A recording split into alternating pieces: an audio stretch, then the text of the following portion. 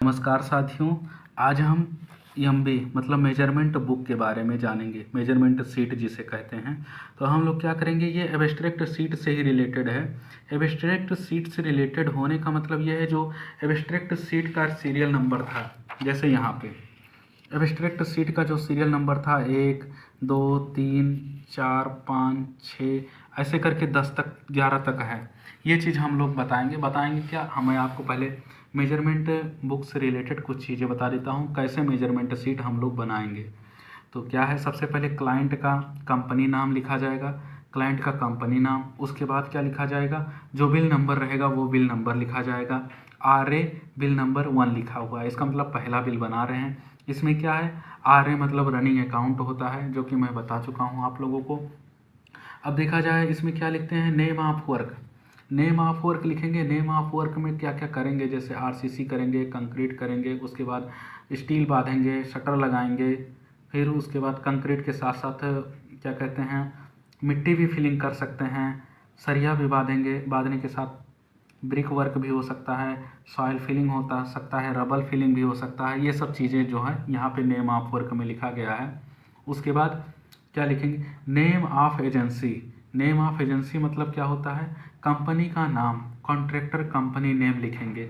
उसके बाद क्या लिखेंगे, situation of work. Situation of work मतलब क्या होता है, अगर आप पहला बिल जमा कर रहे हैं, इसके बाद कोई बिल नहीं जमा करना है तो कंप्लीट वर्क लिख देंगे। अगर आप पहला बिल जमा करने के साथ साथ क्या कर रहे हैं कि जैसे यहाँ पे जो है काम कर रहे हैं, पहला बिल जमा करने के बाद और कोई काम करना है उसी बिल, उसी PO पर, उसी वर्क ऑर्डर पर, तो यहाँ पे हम लोग वर्क इन प्रोग्रेस लिख दिए हैं।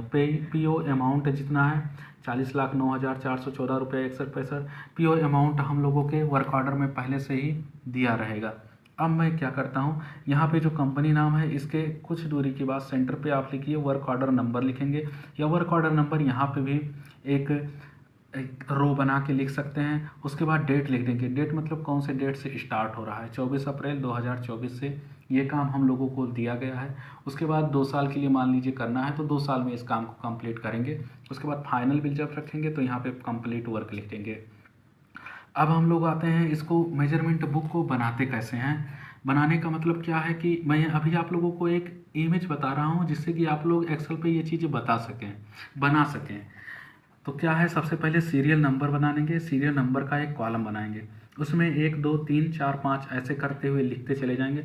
ऐसे करते हुए लिखते जाने का मतलब ये है कि हम लोगों का एब्स्ट्रैक्ट सीट में जो दिया हुआ है, एब्स्ट्रैक्ट सीट यहाँ पे एब्स्ट्रैक्ट सीट में जो दिया हुआ है उस चीज़ को ध्यान में रखकर हम लोग 1 2 3 की नंबरिंग करेंगे। सीरियल नंबर जो यहाँ पे सीरियल नंबर रहेगा, सेम नंबर वहाँ पे रहेगा। सेम नंबर रहने का मतलब यह है कि यहाँ पे मान लीजिए 450 mm डाया का पाइल का कास्टिंग कर रहे हैं, तो यहाँ पे सिर्फ इतना ही लिख देंगे, 450 mm डाई बोर्ड कास्ट इन सिटू RCC वर्टिकल पाइल।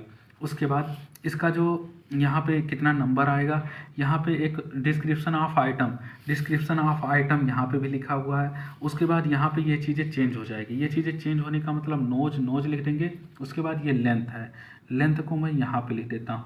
ये ब्रीथ है, ये हाइट है, हाइट या डेप्थ है। उसके बाद क्वांटिटी है, यूनिट है, रिमार्क है। यूनिट मतलब RMT।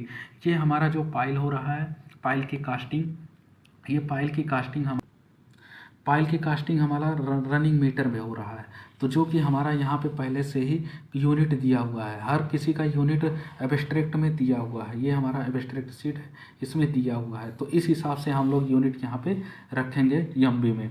क्वांटिटी कैसे निकालेंगे, क्वांटिटी हमारा अगर नोज है, कितने नोज पाइल है, मान लीजिए 8 नोज पाइल है, उसके साथ लेंथ उसकी 12 मीटर है, तो 12 8 96, क्वांटिटी हमारी 96 आ जाएगी। टोटल मल्टीप्लाई कर देंगे, मतलब गुणा करके हर किसी की क्वांटिटी हर किसी में निकालेंगे।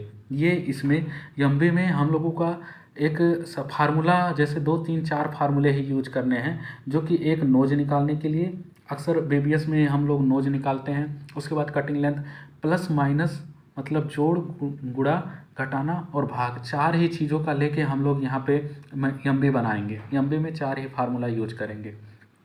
इसी तरह पहले नंबर के लिए 450 mm डाया का पाइल, दूसरे नंबर के लिए एक्सावेशन वर्क जो कि यहाँ पे दिया हुआ है, हमारे एब्स्ट्रैक्ट सीट में दिया हुआ है। एक्सावेट मतलब अर्थ वर्क जो रहेगा वो हमारा 2 नंबर पे है। इसी तरह प्लेन सीमेंट कंक्रीट 3 नंबर पे है। यहाँ पे पीसीसी मैं बताया हुआ हूँ, ये है हमारा पीसीसी 3 नंबर पे। उसके बाद 4 नंबर पर आरसीसी वर्क M30 ग्रेड का, यहाँ पे देखा जाए 4 नंबर ये हमारा है और इसका M30 ग्रेड यहाँ पे लिखा हुआ है, आरसीसी वर्क है। उसके बाद 5 नंबर पे शटरिंग वर्क है। शटरिंग वर्क मतलब फार्म वर्क है। ये फार्म वर्क का मैं एक अलग से वीडियो बना लूँगा। शटरिंग सेंटरिंग इन सब चीज़ों को कैसे कैसे क्या क्या कब बोलते हैं, सेंटरिंग शटरिंग ये 2 चीज़ें हैं। उसके बाद स्टेजिंग भी होता है, ऐसे होता है। तो यहाँ पे मैं क्या है कि 5 नंबर पे शटरिंग है तो शटरिंग लिख के, स्क्वायर मीटर में है स्क्वायर मीटर रहेगा यूनिट में। उसके बाद 6 नंबर पे रेनफोर्स सीमेंट वर्क टीएमटी बार। टीएमटी मतलब टीएमटी बार मैकेनिकली ट्रीटेड बार, थर्मो मैकेनिकली ट्रीटेड बार होता है, जो कि सरिया हमारा होता है, ये एमटी में है। उसके बाद 7 नंबर पे पीएफ मतलब प्रोविडिंग एंड फिक्सिंग एंकर बोल्ट है 7 नंबर पे। 8 नंबर पे हमारा ग्राउटिंग है, यहाँ पे ग्राउटिंग वाला। 9 नंबर पे हमारा रिबार 10 mm डाया का स्टील है, यहाँ 10 mm डाया का स्टील है, वो भी नोज में है ये।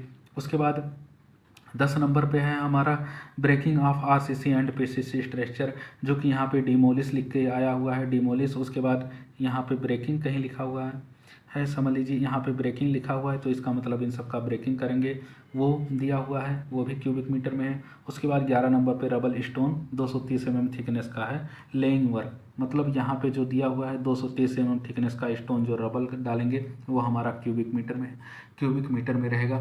उसके बाद हम लोग क्या करेंगे, एमबी बनाने के लिए एक डिस्क्रिप्शन सीरियल नंबर, उसके बाद डिस्क्रिप्शन ऑफ आइटम, उसके बाद नोज का कॉलम, उसके बाद फिर नोज का कॉलम, उसके बाद लेंथ का, फिर विड्थ का, फिर हाइट या डेप्थ का, फिर क्वांटिटी का, फिर यूनिट का, फिर रिमार्क का। अब हर किसी में जो 1 नंबर 2 नंबर 3 नंबर ऐसे करके हमारा 11 नंबर तक गया हुआ है, यहाँ तक 11 नंबर तक यहाँ तक गया हुआ है। इसके लिए हम लोग अलग से ये लिखते हैं टोटल बिल क्वांटिटी मतलब जो पाइल कर रहे हैं, पाइल कितना नोच है, कितना मीटर तक गया हुआ है, यहाँ रनिंग मीटर लिख के टोटल कर लेंगे। प्रीवियस बिल क्वांटिटी, अगर हम लोग पहला बिल यहाँ पे रख रहे हैं तो इसका मतलब प्रीवियस बिल क्वांटिटी 0 रहेगा। टोटल बिल क्वांटिटी जो हो जाएगी वो हमारी हो जाएगी दिस बिल क्वांटिटी। मान लीजिए 1 ये आ गया, 0 ये आ गया, तो 1 + 0 = 1, यहाँ पे 1 आएगा, ये हमारा टोटल बिल क्वांटिटी मतलब जो टोटल बिल क्वांटिटी रहेगी वो दिस बिल क्वांटिटी और प्रीवियस बिल क्वांटिटी दोनों का जोड़ रहेगा। इसी तरह हर किसी में रहेगा। एक्सकावेशन वर्क के लिए भी दिस बिल क्वांटिटी जो हम कैलकुलेशन करेंगे वो यहाँ पे क्वांटिटी आएगा। उसके बाद LBH ऐसे ही ये जो ऊपर का नंबर दिखाया हुआ है नोज, उसके हिसाब से यहाँ पे LBH आएगा। उसके बाद इसकी क्वांटिटी निकल जाएगी कैलकुलेशन मल्टीप्लाई करके। उसके बाद जो आएगा दिस बिल क्वांटिटी आ जाएगा, प्रीवियस बिल क्वांटिटी RA1 के लिए 0 रहेगा, टोटल बिल क्वांटिटी। ऐसे ही दिस बिल क्वांटिटी और प्रीवियस बिल क्वांटिटी दोनों का ऐड करके हम लोग टोटल बिल क्वांटिटी निकालेंगे। हर किसी में सेम ऐसे ही चलता जाएगा। तो इस प्रकार हम लोग एमबी बनाएंगे। एमबी का फॉर्मेट समझ लीजिए ये रहेगा हम लोगों का। सबसे पहले क्लाइंट कंपनी नेम रहेगा, फिर RA बिल 1 अगर पहला रख रहे हैं तो पहला, दूसरा रख रहे हैं तो दूसरा लिखेंगे। उसके बाद नेम ऑफ वर्क रहेगा, फिर नेम ऑफ एजेंसी जो कॉन्ट्रैक्टर कंपनी नाम रहेगा वो रहेगा। सिचुएशन ऑफ वर्क रहेगा, अगर वर्क आपका चल रहा है तो वर्क इन प्रोग्रेस लिख देंगे, अगर कंप्लीट होगा तो वर्क कंप्लीट लिख देंगे। उसके बाद PO अमाउंट लिख देंगे, कितना अमाउंट का वर्क ऑर्डर हमें मिला है। वर्क ऑर्डर नंबर यहाँ चाहे तो यहाँ लिख सकते हैं, नहीं इधर लिख दिए हैं, इधर लिखना चाहे इधर लिख दीजिए। उसके बाद डेट कहाँ से स्टार्ट है ये डेट लिख देंगे, फिर सीरियल नंबर लेफ्ट में लिखेंगे। उसके बाद एक कॉलम बनाएंगे डिस्क्रिप्शन ऑफ आइटम का, जो कि ये हमारा जो 2 कॉलम है ये हमारा एब्स्ट्रैक्ट शीट के समान रहेगा। एब्स्ट्रैक्ट शीट के समान रहने का मतलब जो इससे पहले वाले में मैंने बताया सीरियल नंबर और डिस्क्रिप्शन ऑफ आइटम, ये 2 चीज़ को ध्यान में रखते हुए यूनिट निकाल लेंगे। यूनिट हर किसी का दिया रहेगा। और उसके बाद BOQ क्वांटिटी दिया रहेगा। BOQ क्वांटिटी 2 चीज़ें होता है। BOQ होता है, एक होता है कोई चीज़ हम लोग लॉट में लेते हैं। लॉट वो होता है जिसमें कि कोई क्वांटिटी ज़्यादा हो गई कम हो गई इस हिसाब से चलता है। और एक होता है हमारा, एक और होता है जो ये होता है अगर इसमें BOQ में 50 रनिंग मीटर यहाँ पाइल का दिया हुआ है तो 50 की जगह अगर हम लोग 60 कर देते हैं तो हमें 50 का ही रुपया मिलेगा, 10 का रुपया नहीं मिलेगा। 10 का रुपया मिलने के लिए हम लोगों को क्या करना पड़ेगा, जो हमारा वर्क ऑर्डर रहेगा उसमें अमेंडमेंट करवाना पड़ेगा, अमेंडमेंट बढ़वाना पड़ेगा। अमेंडमेंट मतलब BOQ अमेंडमेंट करवाना पड़ेगा, मतलब BOQ बढ़ाना पड़ेगा। उसकी जो क्वांटिटी है वो बढ़ा के हम लोग क्लाइंट को प्रोवाइड करेंगे कि सर हमने 50 मीटर यहाँ पे दिया हुआ है, आपने हमसे 60 मीटर करवाया है, 10 मीटर का। यार क्या है कि जैसे यहाँ पे 50 की जगह हम लोग 60 कर देंगे, क्वांटिटी में 60 रनिंग मीटर कर देंगे, तो 10 रनिंग मीटर जो हमारा बचेगा वो अमेंडमेंट करके जब आएगा BOQ तब उसमें ऐड करके हम लोग दे देंगे। उससे पहले उसको होल्ड लिख के हम लोग दर्शा देंगे क्लाइंट को कि हाँ आपने आपने हमें 60 करवाया है, 50 का BOQ में था। तो इस प्रकार एक लॉट में आता है। लॉट में हम किसी भी वैल्यू का, अगर मान लीजिए ये लॉट में होता 60 होता, यहाँ पे मान लीजिए 50 RMT BOQ में है और 60 हम लोग फाइल कर देते, तो ये क्या रहता है, एडजस्ट हो जाता। अगर कहीं अमाउंट लॉट में क्या होता है, जो हमारा टोटल PO का अमाउंट रहता है वो अमाउंट से अगर रुपया ज़्यादा होगा तो प्रॉब्लम हो जाएगी। नहीं, जितना भी डिस्क्रिप्शन ऑफ आइटम है इसमें कोई भी आइटम ज़्यादा हो जाए कम हो जाए नहीं प्रॉब्लम है। नहीं प्रॉब्लम होने का मतलब लॉट में ये होता है कि जो PO अमाउंट दिया हुआ है वो अधिक नहीं होना चाहिए। बाकी BOQ में क्या परिवर्तन आ रहा है इससे फ़र्क नहीं पड़ता, ये होता है लॉट। और शायद एक होता है अपेक्स करके। अपेक्स में क्या होता है कि आपकी अगर क्वांटिटी BOQ 60 दी हुई है और आप 70 कर दिए हैं, 70 का मतलब बोरिंग कर दिए हैं, तो आपको 60 का ही मिलेगा, 10 के लिए आपको अमेंडमेंट करवाना पड़ेगा।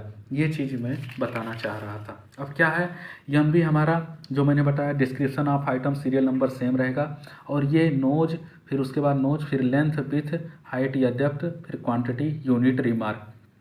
इतना सब चीज़ें हम लोगों को ध्यान में रखकर कैलकुलेशन करना है। कैलकुलेशन करेंगे, पहला बिल रखे हैं तो दिस बिल क्वांटिटी 1 मान लेते हैं। उसके बाद प्रीवियस बिल क्वांटिटी पहला रख रहे हैं इसलिए प्रीवियस 0 रहेगा, तो टोटल बिल क्वांटिटी हम लोग दोनों को ऐड कर देंगे तो आ जाएगा। इस प्रकार हर किसी का हम लोग शॉर्ट फॉर्म लिखते चले गए हैं, जो मेन काम है क्या क्या करेंगे डिस्क्रिप्शन ऑफ आइटम में, और सीरियल नंबर जो एब्स्ट्रैक्ट शीट के साथ मिलता जुलता रहेगा वो सीरियल नंबर रखेंगे। और जो दिस बिल क्वांटिटी है इसको हम लोग एब्स्ट्रैक्ट में रखेंगे पहले वाले में, मतलब अगर पहला एब्स्ट्रैक्ट शीट बना रहे हैं तो इसमें दिस बिल क्वांटिटी हमारी ये आ जाएगी, क्वांटिटी इन दिस बिल जो लिखा हुआ है ये दिस बिल क्वांटिटी आ जाएगी। उसके बाद अमाउंट कैसे आएगा, अमाउंट हमारा आएगा rate into this bill quantity, मतलब क्वांटिटी Q है, रेट R है, तो ये हो जाएगा Q इंटू R, ये हमारा अमाउंट हो जाएगा, दिस बिल अमाउंट हो जाएगा। इसी तरह हर किसी में बनता चला जाएगा, हर किसी का दिस बिल अमाउंट इसमें चलता चला आएगा। उसके बाद अगर प्रीवियस बिल अमाउंट मतलब दूसरा बना रहे हैं तो दूसरे के लिए क्या होगा, दूसरे के लिए पहला वाला प्रीवियस हो जाएगा, जो पहला वाला 1 है ये हो जाएगा